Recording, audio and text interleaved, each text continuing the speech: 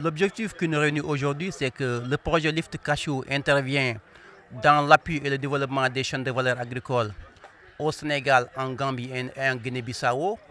Et aujourd'hui, nous avons réuni l'ensemble des acteurs de la chaîne de valeur, les transformateurs, les producteurs regroupés sous forme de coopératives, mais également les traders. Et nous voulons un peu les mettre en relation avec les institutions financières et les partenaires privés pour voir dans quelle mesure on va faciliter cette relation, accès tout financement, mais également le développement d'une approche publique-privée dans le domaine de la chaîne de valeur anacarde au Sénégal. Effectivement, aujourd'hui, nous avons déjà entrepris des actions. Nous avons organisé des réunions séparées avec les différents acteurs. Nous avons rencontré les institutions financières. Aujourd'hui, c'est de mettre en relation ces institutions financières avec les acteurs, les transformateurs, les coopératives et les traders. Et à la suite de cette rencontre maintenant, nous allons organiser d'autres B2B pour finaliser les conclusions de cette rencontre, mais également voir dans quelle mesure d'autres partenaires privés pourront intégrer cette démarche et faciliter un peu l'accès au financement et le développement d'une relation publique-privée entre ces acteurs. Donc ça, c'est une première étape ou une deuxième après les rencontres séparées. Aujourd'hui, c'est une rencontre de mise en relation. Et après la rencontre maintenant, il y aura un peu la préparation de la saison avec des détails, des rencontres détaillées et individuelles entre institutions financières et acteurs, mais séparés. Les grandes lignes, c'est d'abord faire connaître davantage les institutions financières aux différents acteurs. Donc chaque acteur, que ce soit les coopératives, les transformateurs et les traders, feront une présentation de leurs activités pour permettre aux institutions financières de prendre connaissance de leur manière de faire, mais également de leur approche. Et à la suite de cette première présentation, les différentes institutions financières présentes à cette rencontre vont faire des présentations séparées sur leurs produits et les services qu'ils offrent, mais également sur comment ils peuvent appuyer et travailler avec ces acteurs. Aujourd'hui, nous avons la LBA, nous avons l'Oca-Afrique, nous avons le Crédit Mutuel, nous avons le PAMECAS, nous avons l'IMSEC, nous avons également l'Oca-Afrique et la BND, nous avons également le FONGIP, qui sont là, qui ont pris part et qui nous feront une présentation très détaillée de leurs produits. Et à la suite maintenant de ces présentations, des discussions vont suivre avec un plan d'action pour mettre en œuvre les différentes recommandations. Nous avons également les partenaires privés qui sont là et qui sont prêts à soutenir dans le cadre un peu d'une action publique-privée. Donc au niveau des transformateurs, il y a le manque d'unités de transformation d'envergure.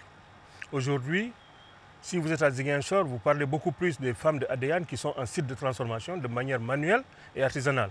Aujourd'hui, il est demandé à tous les acteurs et à les investisseurs potentiels, aussi bien sur le territoire national que de la diaspora, et que d'autres étrangers qui seraient intéressés par le Sénégal à venir investir lourdement au niveau de la région sud notamment et de la région de Kaolack, de Fatick. Parce qu'aujourd'hui, en maintenant l'agropole sud, c'est un peu pour répondre à ce souci de création de valeur ajoutée, de transformation massive. Shelter aujourd'hui est une des structures qui est en train de s'activer dans ce domaine pour qu'on puisse créer plus de valeur ajoutée, pour que demain, le partage de la valeur soit beaucoup plus équitable par rapport aux producteurs, aux transformateurs, mais aussi aux commerçants, que chacun trouve son compte là-dedans. Donc en convoquant cette réunion, en invitant ces acteurs à venir partager leurs idées, c'est aussi permettre de synthétiser dans un résumé pour que chacun puisse en prendre comme feuille de route et pouvoir agir pour que demain, chacun s'enrichisse de l'anacar. Bon, les difficultés, je dirais d'abord le problème de financement, surtout pour l'achat des noix de cajou. Et heureusement, Shelter est là aujourd'hui pour nous aider sur ce domaine. Depuis quelques années, donc, ils sont là, ils nous épaulent. Et c'est le problème essentiel, c'est d'abord le financement. Ensuite, il y a la clientèle aussi, au niveau international aussi, c'est devenu un problème. Parce que, comme vous le savez, les pays comme la Côte d'Ivoire sont actuellement plus compétitifs. Parce que là-bas, au moins, il y a l'État.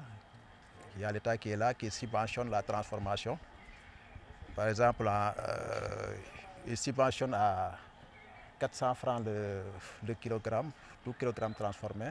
Alors que au Sénégal, tout ce que nous faisons ici, c'est le transformateur qui paye tout, c'est tout et c'est en sa charge, à part quelques institutions qui nous partenaires comme Shelter, qui nous financent pour l'achat de matières premières. Donc, pour tout le reste, c'est à la charge du transformateur. Voilà, tout ce que nous demandons, c'est le soutien de l'État.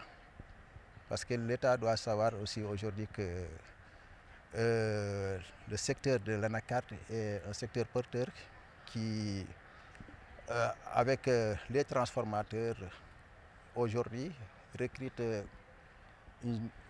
la majeure partie de la jeunesse de la zone. Par exemple, là où je suis à Sokone, il y a 2 usines qui sont là-bas pour la transformation. Il y a une aussi qui est en construction.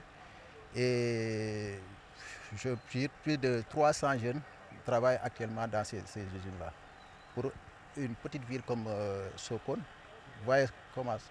Donc c'est à cause de ça que nous avons besoin vraiment du soutien de l'État pour la subvention au niveau pour les exportations et la subvention aussi pour la transformation des noix de cajou comme le font le gouvernement ivoirien.